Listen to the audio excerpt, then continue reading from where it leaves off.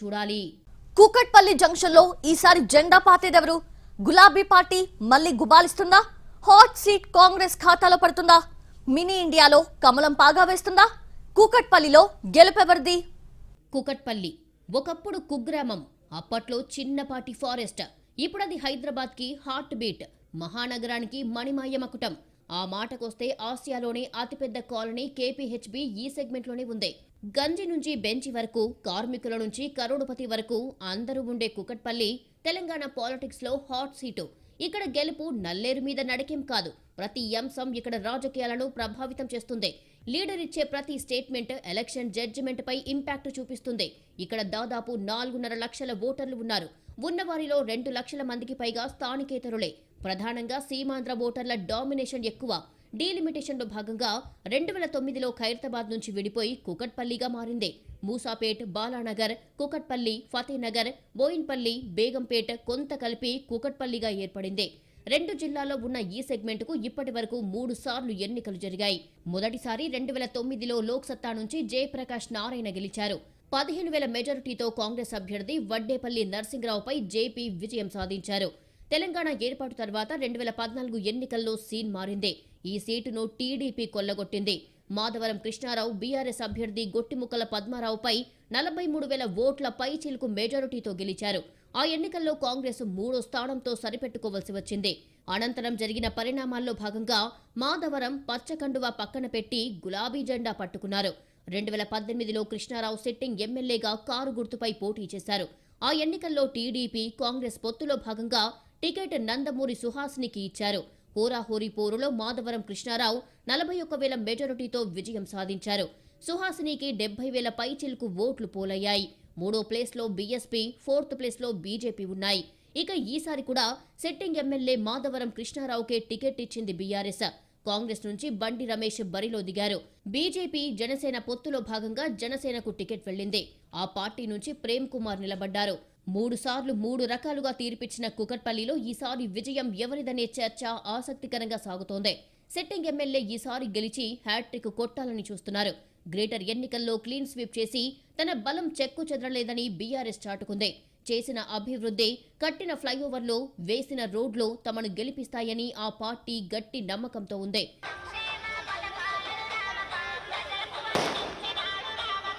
కూకట్పల్లి కాంగ్రెస్ కు కొరుకుపడని సీటు. ఈసారి ఎలాగైనా దక్కించుకోవాలని గ్రౌండ్ లో శ్రమిస్తోంది. గతెన్నికల్లో పొత్తులో భాగంగా టీడీపీకి వదిలేసిన కాంగ్రెస్ ఈసారి ఆ పార్టీ ఓటు బ్యాంక్ అంతా తమ వైపు మళ్లుతుందని నమ్మకంతో ఉంది. సీమాంధ్ర ఓట్లన్నీ గంపగుత్తగా పడతాయని కాంగ్రెస్ లెక్కలేసుకుంటోంది. పైగా ఈసారి టీడీపీ కంటెస్ట్ చేయడం లేదు కాబట్టి సపోర్టు వస్తుందని భావిస్తోంది. ఇక్కడి నుంచి పోటీ చేస్తున్న బండి రమేష్ 2009లో పీఆర్పీ తరపున షేర్లింగంపల్లి నుంచి పోటీ చేసి ఓడిపోయారు. అనంతరం బీఆర్ఎస్ లో చేరినా టికెట్ దక్కలేదు. దాంతో ఆయన కాంగ్రెస్ కండువా కప్పుకున్నారు. సెటిలర్ కావడం బండి రమేష్ కి కలిసొచ్చే అంశం. పైగా స్థానికంగా మంచి పలుకుబడి ఉన్న నేత అని చెబుతుంటారు. తన సామాజిక వర్గమైన కమ్మ ఓట్లు తనకే పడతాయనే ధీమాతో ఉన్నారైనా మిగతా వర్గాల ఓటర్లపైన ఫోకస్ పెట్టారు. ప్రజల్లో ప్రభుత్వ వ్యతిరేకత ఓట్ల రూపంలో పడతాయని ఆశతో ఉన్నారు. కాకపోతే పారాచూట్ నేత అని బండి రమేష్ పట్ల కొంత అసంతృప్తి ఉంది.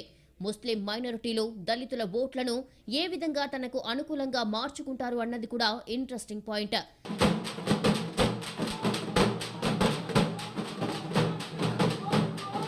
పూర్తిగా అర్బన్ ప్రాంతమైన కూకట్పల్లిలో నార్త్ ఇండియన్ల నంబర్ కూడా పెద్దదే.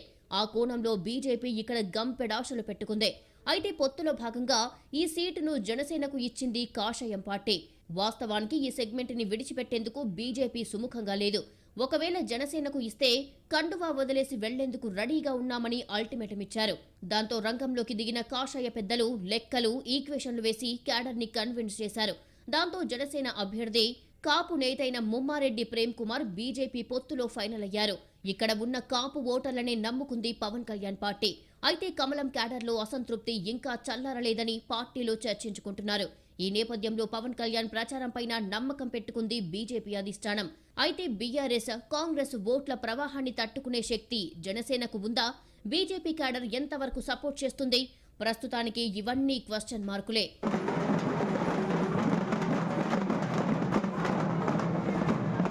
కూకట్పల్లిలో ప్రధాన సమస్య ట్రాఫిక్.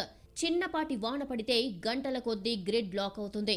కాలనీలన్నీ జలమయమవుతాయి. ఫ్లైఓవర్లు, ఎస్ఆర్డీపీలో భాగంగా రోడ్లు వేయిస్తామని ఇచ్చిన హామీ పూర్తి స్థాయిలో అమలు కాలేదని విమర్శ ఉంది. బాలానగర్, మూసాపేట, ఫతేనగర్ స్లమ్ ఏరియాలు అభివృద్ధికి నోచుకోలేదని జనం అనుకుంటున్నారు. 2 జిల్లాల్లో విస్తరించిన ఈ నియోజకవర్గం అనుకున్నంత బాగుపడలేదని జనం గుర్రుగా ఉన్నారు. మినీ ఇండియాగా పేరొందిన ఈ సెగ్మెంట్ పై అన్ని ప్రధాన పార్టీలు గురిపెట్టాయి. ఇప్పటి వరకు 3 సార్లు 3 పార్టీలకు పట్టం కట్టిన కుకట్పల్లి ఓటర్లు ఈసారి ఎవరికి అవకాశం ఇస్తారనేది ఆసక్తికరంగా మారింది.